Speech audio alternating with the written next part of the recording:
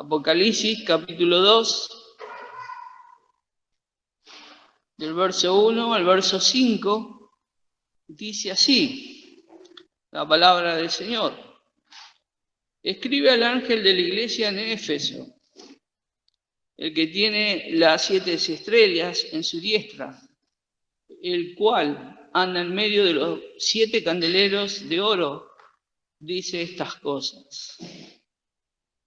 Yo sé tus obras y tu trabajo y paciencia, y que tú no puedes sufrir los malos, y has probado a los que se dicen ser apóstoles y no lo son, y los has hallado mentirosos. Y has sufrido y has tenido paciencia y has trabajado por mi nombre y no has desfallecido. Pero tengo contra ti que has dejado tu primer amor. Recuerda, por tanto, de dónde has caído y arrepiéntete y haz las primeras obras, pues si no, vendré presto a ti y quitaré tu candelero de su lugar, si no te hubieres arrepentido.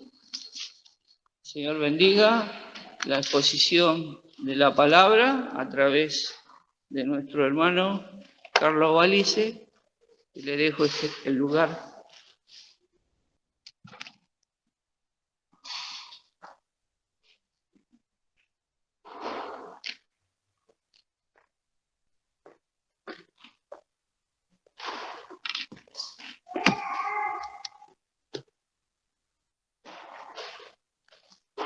Bien, hermanos, otra vez juntos por la gracia del Señor, siempre con alguna pequeña alegría extra, ¿no? Hoy hablaba de hermanos que no había visto y los pude ver esta mañana, y hoy me encontré, bueno, con dos viejos conocidos que son un poco más lejos que de acá, ¿no? Son más bien, estamos más cercanos entre nosotros que con ustedes. Me refiero a nuestro hermano Ricky Nígar y su esposa Susana Sutil, antigua compañera de la escuela bíblica, que supimos recibir también muchas bendiciones, Señor, en aquellos años, y que seguramente nos ha sido y nos será de mucho provecho para nosotros y para otros. Así que, como siempre digo, es un gozo estar juntos y compartir los bienes de esta palabra, en donde hemos leído en esta oportunidad Apocalipsis 2, del 1 al 5, una palabra que realmente es bastante estudiada y considerada, no solo esta, sino de las 7 iglesias a las cuales el Señor le escribe esta carta, y que bien sabemos representan la Iglesia de Cristo en el contexto universal de los tiempos, desde el día en que comenzó hasta el día en que el Señor venga a buscarla. Y Éfeso, la verdad que tiene algo muy, muy significativo, porque hay algunas iglesias como Esmirna o Filadelfia, a las cuales prácticamente el Señor no le reprocha nada, y hay otras en las cuales hay solamente palabras de exhortación y de reprensión. Éfeso tiene esta característica, que tiene las dos cosas prácticamente, ¿no? Primero, una muy preciosa alabanza y reconocimiento del Señor, pero después un duro juicio también para con esa iglesia. Éfeso, que seguramente todos sabrán, significa algo así como la deseada, la iglesia modelo, que representa a la iglesia en el primer siglo, o la iglesia apostólica, una iglesia de la cual el Espíritu Santo se encargó de decir cosas que realmente la hacen, podríamos llamarla, envidiables. En el libro de los Hechos, acá en los primeros 2 capítulos, más precisamente en el capítulo 2, donde nos relata el nacimiento de la iglesia, allá en el aposento alto, donde estaban 120 hermanos y hermanas orando. Ahí sobrevino y descendió el Espíritu Santo, como dice acá el comienzo de este capítulo 2. Y como se cumplieron los días de Pentecostés, estaban todos unánimes, juntos, y de repente vino un estruendo del cielo como de un viento recio que corría, el cual hinchió toda la casa donde estaban sentados, y se les aparecieron lenguas repartidas como de fuego, que se asentó sobre cada uno de ellos. Y fueron todos llenos del Espíritu Santo y comenzaron a hablar en otras lenguas, como el Espíritu les daba que hablasen. Y luego de esta predicación tan preciosa que hace el apóstol San Pedro, ¿no? La primera predicación del Evangelio, da como fruto lo que dice acá, bueno, acá primeramente en el versículo 37, que los que oían fueron compungidos de corazón y dijeron a Pedro y a los otros apóstoles: varones hermanos, ¿qué haremos?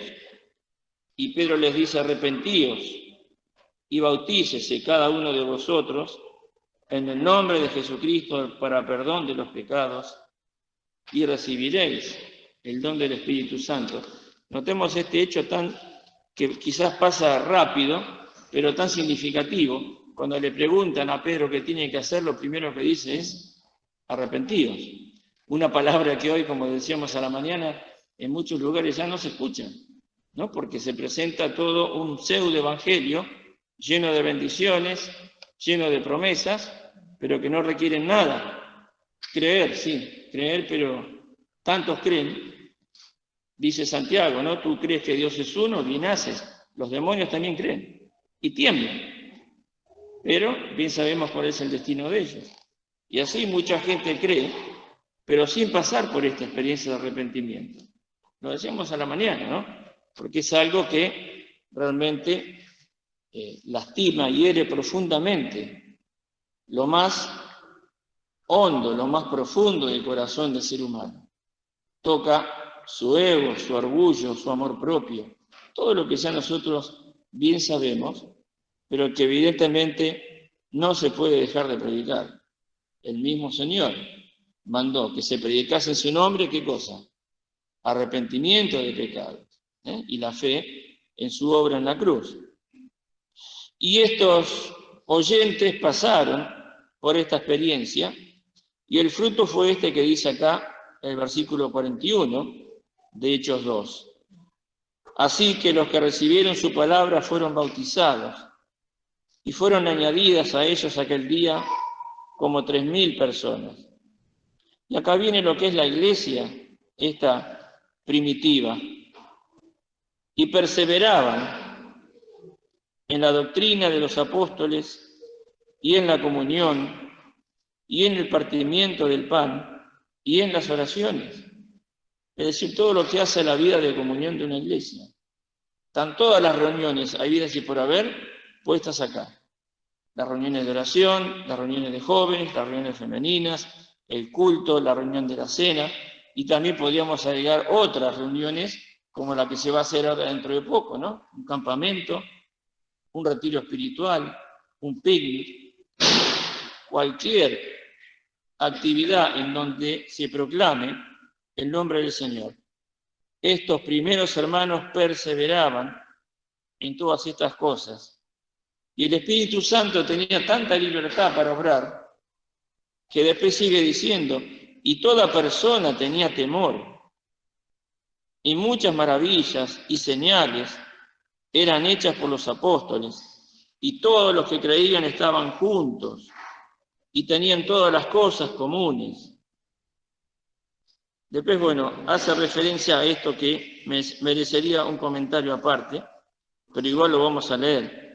Y vendían las posesiones y las haciendas, y repartíanlas a todos como cada uno había menester, y perseverando unánimes cada día en el templo, y partiendo el pan en las casas, comían juntos, con alegría y con sencillez de corazón, alabando a Dios y teniendo gracia con todo el pueblo. Y el Señor añadía cada día a la iglesia los que habían de ser salvos. ¿Qué más se podía pedir? ¿Qué más se podía esperar de la obra de una iglesia en la cual se experimentaban estas cosas y perseveraban en estas actividades y en esta relación? Si la traemos a este tiempo, bueno, así como muchas veces decimos que hoy día tristemente el diablo ha hecho una obra tan tremenda que dio vuelta a todo, y antes lo que era común ahora es raro, y lo que antes era raro ahora es común. Caso muy puntual, el casamiento era una cosa natural, ahora está cada vez más raro eso, ¿no? Porque se juntan, en el mejor de los casos, un hombre con una mujer, dejemos de lado los demás, y las separaciones no eran muy comunes. Los matrimonios largos eran algo habitual. Ahora pasa completamente al revés. Lo común es el divorcio y lo raro es el casamiento. Y así está todo. Esto dicho simplemente como un ejemplo. Pero también pasan cosas en las iglesias, por supuesto. Acá hay unanimidad, perseverancia, comunión. Ahora esto no se ve tanto. Y no vamos a entrar en esto para no ser tan negativos, ¿no es cierto?, sino tratar de extraer lo que a nosotros nos pueda verdaderamente servir para nuestras vidas personales y también para la vida de nuestras iglesias. Pero esto es lo que hace referencia acá, volviendo a Apocalipsis, el Señor que veía esta iglesia y le dice estas cosas, habla y enarbola esta bandera de las obras, del trabajo, de la paciencia. Apocalipsis 2:2, ¿no? Que tú no puedes sufrir los malos, teniendo un santo celo por la doctrina, en el amor del Señor, y has probado los que se dicen ser apóstoles y no lo son, y los has hallado mentirosos. Tenían discreción de espíritu, discernían cómo era cada uno, y los sacaban a la luz, no se dejaban engañar, porque Dios le daba esa luz, porque vivían una vida de comunión con Él, tan profunda, tan íntima, que después le permitía estar en comunión entre sí. Y así no sabemos cuánto tiempo pasó, en donde trabajaron mucho, donde perseveraban en este trabajo porque no habían desfallecido, y ahí aparece, ¿no? Pero algo pasó. Tengo contra ti que has dejado tu primer amor. ¿Cuántas veces de pronto habremos meditado en esta historia y en esta experiencia? ¿Cuánto hemos tratado quizás de penetrar en esto de qué es el primer amor?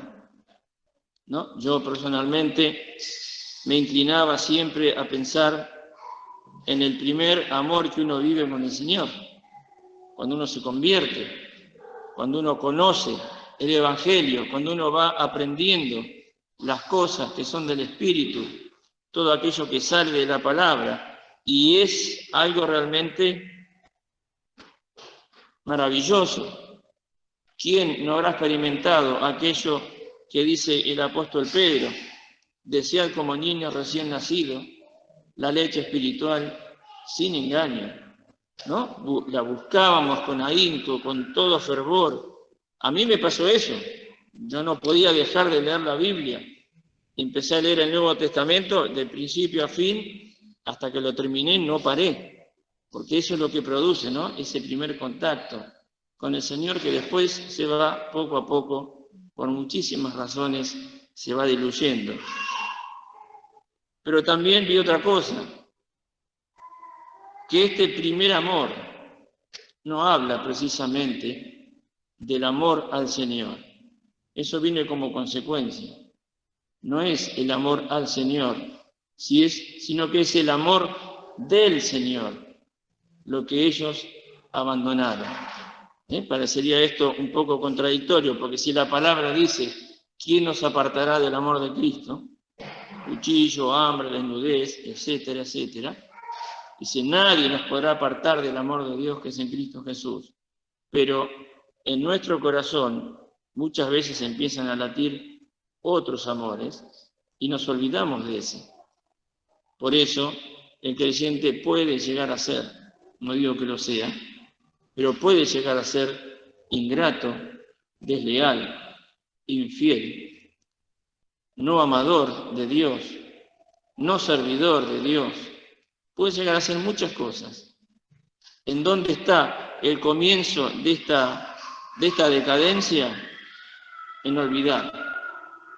Hay un escritor, no me acuerdo el nombre, que hablando de esta iglesia decía que el problema con los hermanos en Éfeso fue que amaron tanto la obra, estaban tan dedicados, tan compenetrados, como dice acá, tu trabajo, tus obras, tu paciencia, que no puedes sufrir los malos, que los has probado, has sufrido, no has desfallecido. Amaron tanto la obra del Señor, que se olvidaron del Señor de la obra, quien era verdaderamente el que tenía que ser glorificado. Amaron más la obra que al Señor de la obra, así lo dice este escritor.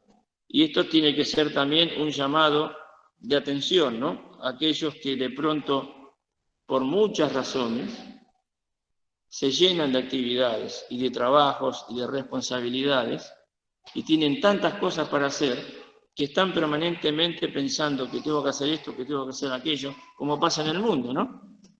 Cuando tiene uno un trabajo y está muy absorbido por su trabajo, su cabeza está trabajando permanentemente en eso. El que estudia está concentrado en las materias que tiene que rendir y todo lo demás. Y estos se dedicaban a eso y nosotros también podemos llegar a hacer lo mismo. Hay tanto para hacer que no tengo más tiempo para otra cosa. Solo vivo para la obra del Señor. Y entonces ahí tengo que preguntarme, ¿y el Señor dónde está ahí? Porque hay que saber diferenciar y separar bien las cosas. Si vamos un poquito acá atrás, 2 o 3 hojas, en la primera carta del apóstol Juan, en el capítulo 4, está esto declarado claramente.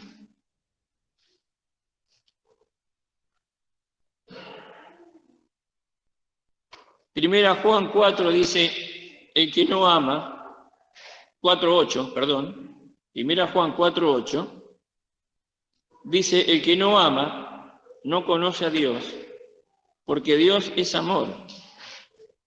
En esto se mostró el amor de Dios para con nosotros, en que Dios envió a su Hijo unigénito al mundo para que vivamos por Él. En esto consiste el amor, no que nosotros hayamos amado a Dios, sino que Él nos amó a nosotros y ha enviado a su Hijo en propiciación por nuestros pecados. Y en el versículo 19 dice, nosotros le amamos a Él porque Él nos amó primero. En el amor gira todo, la vida cristiana, la vida del creyente.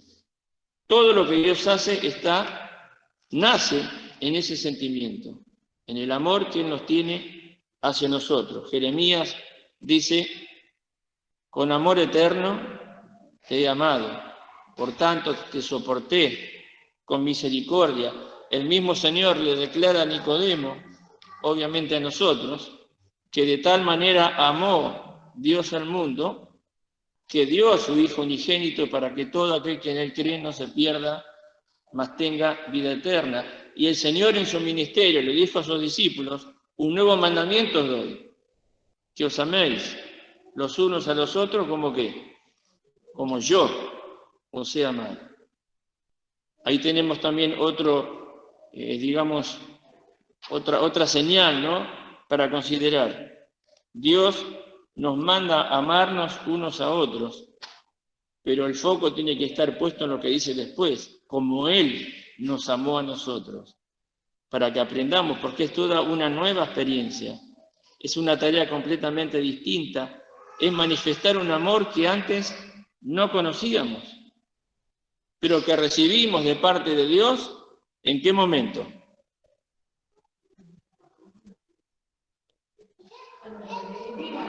Cuando lo recibimos como nuestro Salvador, por supuesto. Romanos 5, versículo 5. Porque el amor de Dios está derramado en nuestros corazones por el Espíritu que nos es dado, por el Espíritu Santo que nos ha sido dado. Entonces vemos que el amor no puede quedar afuera de ninguna experiencia, no queda afuera de ninguna demanda del Señor, y no puede quedar afuera de ninguna de nuestras acciones, en el trato, en la comunión, en las discusiones, en las disensiones, porque podemos muchas veces no estar de acuerdo con algo, pero no por eso tenemos que pelearnos. Yo puedo estar en completo desacuerdo con lo que el hermano dice, pero no por eso es mi enemigo. Ahí cuando pasan esas cosas es porque ya la carne tiene más libertad que la que tendría que tener.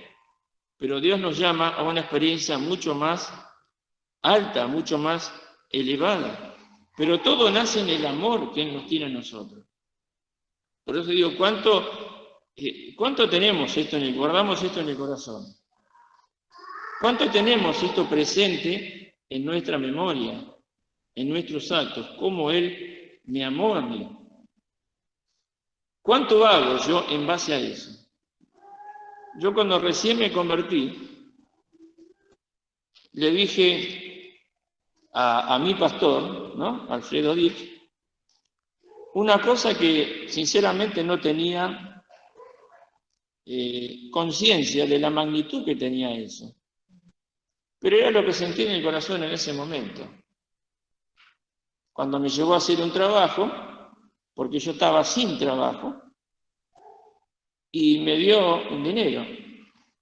Y yo le dije que no, y me decía, no, aceptalo. Y le digo, pero yo quiero hacer algo para el Señor.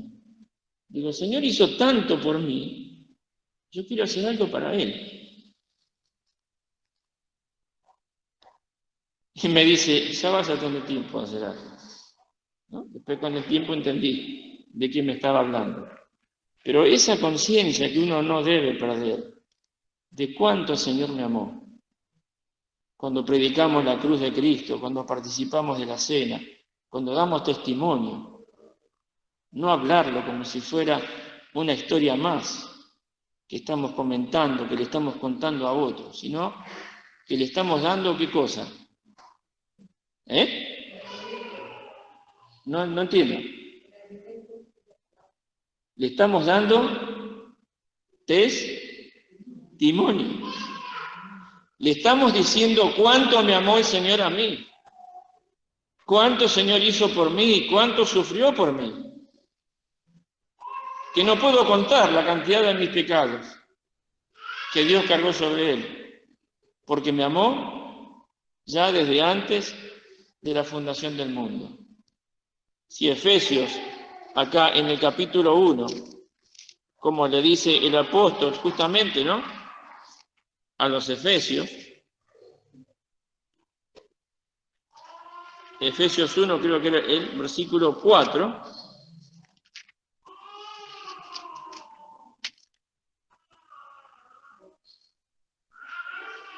Efesios 1:3, dice, bendito el Dios y Padre del Señor nuestro Jesucristo, el cual nos bendijo con toda bendición espiritual en lugares celestiales en Cristo, según nos escogió en Él antes de la fundación del mundo, para que fuésemos santos y sin mancha delante de Él en amor, habiéndonos predestinado para ser adoptados hijos por Jesucristo a sí mismo, según el puro afecto de su voluntad.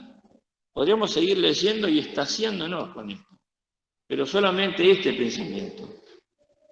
Si Él nos escogió en Él antes de la fundación del mundo, es porque nos conoció y nos amó antes de la fundación del mundo. Un amor para nuestras mentes verdaderamente incomprensible, no lo podemos abarcar. Porque nuestra mente se maneja siempre dentro de ciertos límites, de tiempo y de espacio. Y Dios está muy por encima de eso.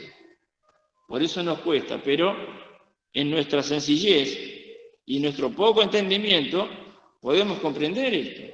Antes de crear al mundo, Él ya nos estaba amando. Y nos sigue amando y nos seguirá amando, porque con amor eterno significa desde siempre y para siempre. Él no nos olvida. Somos nosotros quizás, ¿no?, lo que muchas veces nos olvidamos de Él.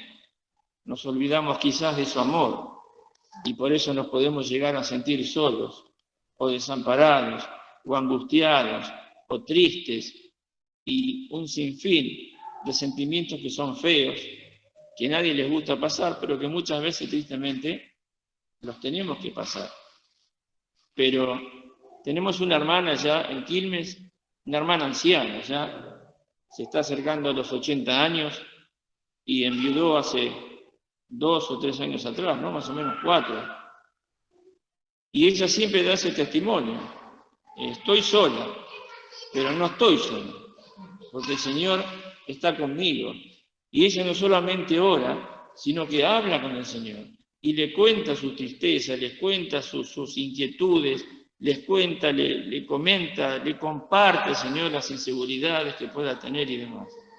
Vive con el Señor permanentemente y no se olvida de Él, sabiendo que Él nunca se va a olvidar de ella.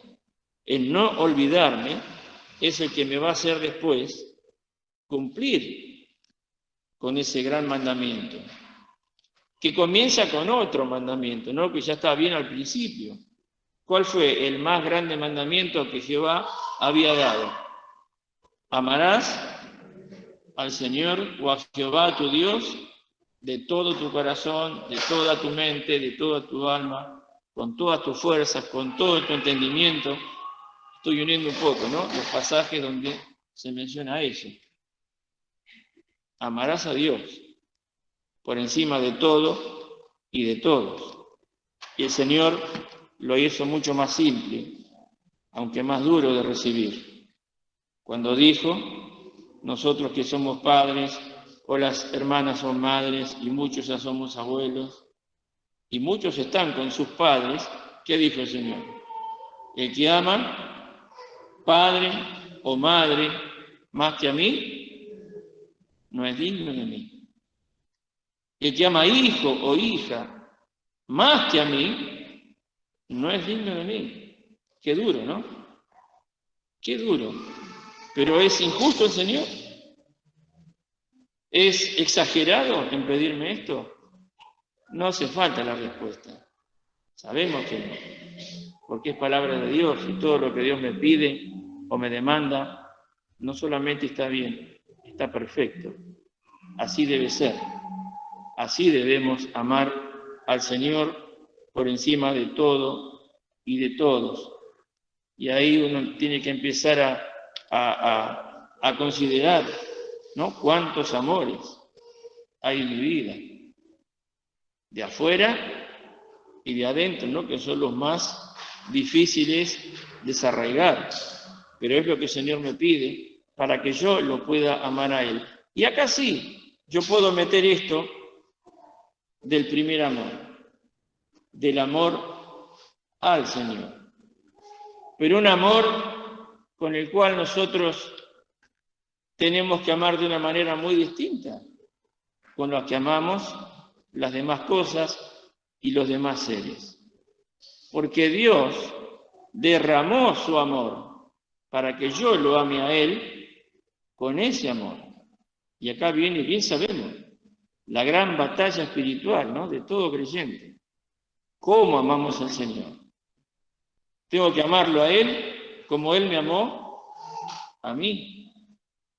¿Cuáles son las palabras que podríamos definir el amor de Dios? Aparte de amor eterno, ¿qué más? ¿Qué otro título le podríamos poner? ¿Qué otro adjetivo le podríamos poner al amor? Amor sacrificial. ¿Qué más? Amor incondicional. ¿Qué más? Amor verdadero. Esto que parecería ser algo, ojo, ¿no? Con el amor sincero, el amor que solo Dios ve, no el que sale de nuestros labios, sino el que sale de mi corazón. Yo he escuchado más de una vez, yo amo mucho al Señor, yo soy muy celoso de las cosas del Señor, y después la vida me dice otra cosa, ¿no? El testimonio que da me dice otra cosa, no me dice eso. Ahora, ¿qué dice mi testimonio? ¿Qué ven los demás en mí? En cuanto yo amo al Señor, ¿cuánto lo amo? ¿Hasta dónde, no? ¿Se acuerdan todo lo que fuimos padres? Cuando le preguntamos a los chicos, ¿me amás? Sí, ¿hasta dónde me amás? ¿Y ellos qué dicen? Hasta el cielo. Así nos ama Dios, desde el cielo acá. Así lo tengo que amar yo a Él, de acá al cielo, pero no un tiempo. No cuando me va bien, no cuando estoy alegre, no cuando no estoy pasando pruebas, no cuando no estoy sufriendo. En todo momento, en todo lugar, en toda experiencia. Eso es lo que significa amar de todo el corazón, de todo el alma, con todas las fuerzas, y lo que acabamos de decir. Ese amor que cuesta mucho manifestarlo. Y esto lo digo desde la experiencia, ¿no? Desde mis propias vivencias, porque le faltó una palabra, ¿no? A todos los que dijeron que está bien, y puede haber muchos adjetivos más, pero le faltó una palabra a esto, ¿no? ¿Cómo nos amó?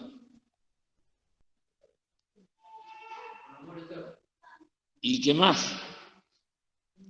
Lo que estamos siempre predicando, hermanos, lo que estamos siempre dando testimonio. ¿Me amó? Ay, me hablaron tanto que no escuché. En la cruz. Eso es lo que significa. Se entregó a sí mismo por mí. ¿A dónde? En la cruz. Para sufrir el castigo por nuestros pecados. No hay ser humano que haya experimentado los dolores físicos que experimentó el Señor. Y ni hablar del mayor de los dolores, que a Él lo puso al borde de la muerte en Getsemaní, sabiendo que se acercaba ese momento, ¿no?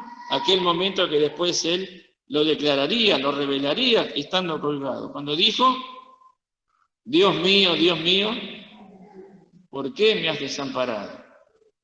De esa manera me amó, sufriendo dolores indecibles, experiencias que yo no voy a conocer jamás, porque como yo no sé lo que es estar en plena comunión con Dios, no voy a saber lo que significa ser abandonado por Dios, como Él fue abandonado.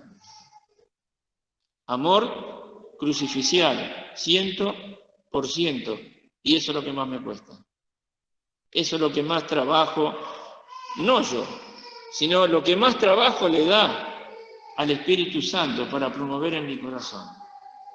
El negarme a mí mismo, pero de verdad, como dijo alguien, ¿no? Amor verdadero.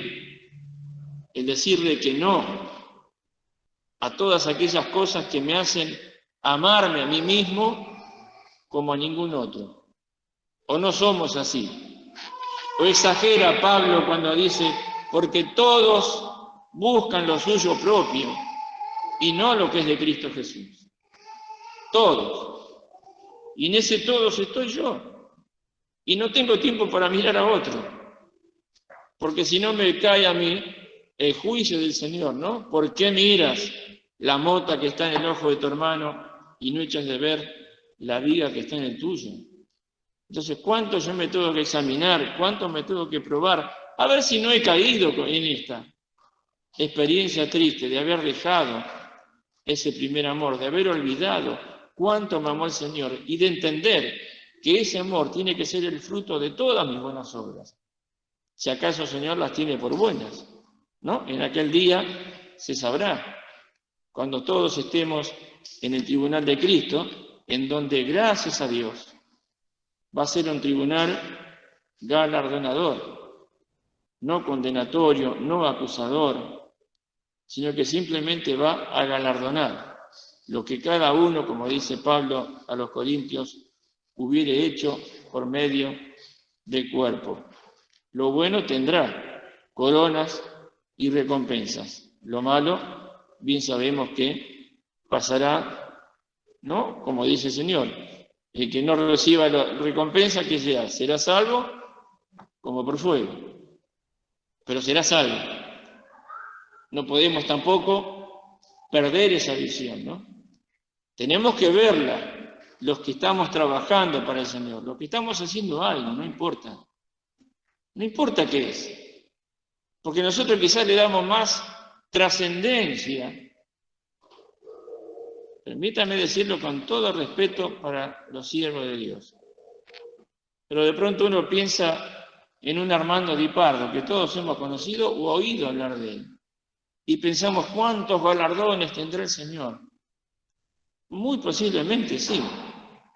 Pero no tiene que ser él mi modelo o mi ejemplo o seguir los pasos de él. No. Tengo que seguir los pasos que el Señor me marca. Tengo que andar en aquellas buenas obras que Él preparó para que yo ande en ellas. Porque de eso voy a tener que dar cuenta. Y no hace falta grandes obras. No la voy a nombrar porque sé que no le gustaría que la nombre, pero ahora que estamos viviendo en la iglesia, vemos que hay alguien que viene acá una hora y media antes que empiece la reunión. La mayoría de ustedes quizás ni lo saben eso. Algunos seguro que sí.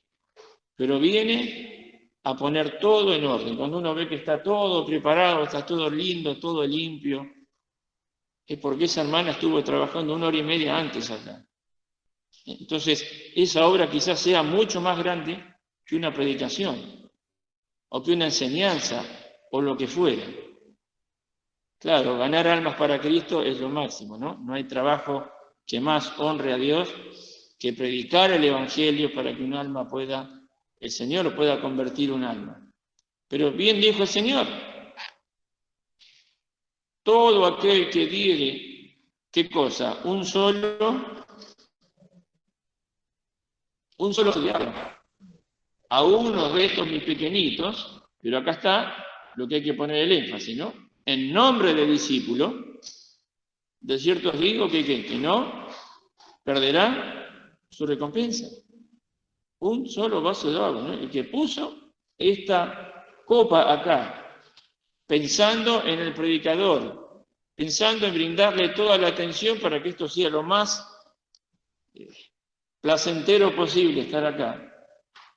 Es un trabajo hecho en nombre del discípulo. Esto tiene una recompensa. Entonces pensemos todo lo que estamos haciendo y todo lo que tenemos que hacer, pero sin perder de vista esto, el primer amor. Porque ese amor es el que Dios va a reconocer y aceptar y a premiar. Juntamente desde ya con todas las obras que vienen como fruto de ese amor. Porque si no hago esto, entonces ¿con qué amor estoy amando al Señor? ¿Con el amor humano? ¿Con el amor que yo tengo desde que nací? ¿Ese que me hace pelearme con cualquiera cuando me dicen algo que no me gusta? ¿Que me hace discutir con los seres que más amo? ¿Que me hace decirle cosas hirientes a los que más quiero porque estoy enojado? ¿Con ese amor voy a amar a Cristo? Bien sabemos la respuesta. El Señor nos hace acá una reprensión, o más bien una exhortación a nosotros. La reprensión fue para los efesios, pero el consejo es para mí. Tengo contra ti que has dejado tu primer amor. Y acá también hay algo que quizás pasa de largo, ¿no? Pero la importancia que tiene. Recuerda, por tanto, de dónde has caído, y arrepiéntete y haz las primeras obras. No dice, fíjate a dónde has caído, sino de dónde has caído. ¿En qué posición estabas? ¿En qué relación con el Señor? ¿En qué experiencia de amor y de gratitud para con Él? Que te hacía o que te hace pensar en Él todo el tiempo. y pensar en su palabra y estar pensando en su amor, estar pensando en esta obra bendita, preciosa, que no tiene igual y que tiene un valor eterno y que fue para mí. Tengo ese amor, de ahí caí. Bueno, a ellos por lo menos, ¿no? De ahí caíste. Entonces, ¿qué tenía que hacer? Arrepiéntete. Pero si yo estoy trabajando, estoy lleno de buenas obras, discierno, pruebo, soy sufrido, usando una frase más vulgar, ¿no? Me banco lo que viene, soporto las aflicciones, pero el amor, sin el cual no hay buena obra que valga delante del Señor. Entonces, para mí es recordar, no de dónde he caído quizás, si acaso no caí, recordar que de ahí no tengo que caer, no tengo que salir de esta experiencia de amor santo, espiritual, para con mi Señor, mi Salvador, que es el que me ha dado todo, lo que tengo y lo que tendré. Como reza el himno, ¿no? Lo que somos y tenemos, solo es nuestro en Él. Así es y así será. Que el Señor, que no nos olvidemos esto, para que el Señor me tenga que decir, recuerda y arrepiéntete. Y haz las primeras obras, pues si no, vendré presto a ti y quitaré tu candelero de su lugar, si no te hubieres arrepentido. Y cuando leí esto recordaba cuántas iglesias han perdido el candelero, el testimonio. Cuántas iglesias se diluyeron en el tiempo. Yo conozco esas iglesias, algunas de esas iglesias. Y uno pregunta, ¿por qué? ¿Qué pasó? No sé, pero sé lo que puede pasar si yo me olvido de este amor y empiezo a hacer las cosas ¿para qué? Para ensalzarme a mí mismo, ¿no? Para llenarme de buenas obras, para ser visto de los demás quizás, o simplemente para sentirme bien conmigo mismo y decir, bueno, yo estoy trabajando para el Señor, yo estoy haciendo buenas obras, nadie me puede reprochar nada. ¿Qué dirá el Señor? ¿Qué dirá el Señor de todas las obras que estamos haciendo hoy? La palabra es clara y me lleva a mí a una reflexión profunda con el Señor. Que quizás no estemos en esta situación, pero tenemos que velar para no caer en esta situación. Y sí recibir después todas las alabanzas y toda la honra que el Señor me puede dar. Porque así el Señor mismo lo declaró. Si alguno me sirve, ¿qué? Síganme. Y donde yo estuviere, allí estará mi servidor. ¿Dónde estuvo él? En la cruz. Y si así pasa, si alguno me sirviere, mi Padre le honrará. Es muy pesado esto. Mi Padre me honrará, Dios me honrará. Que así sea con cada uno de nosotros. Amén.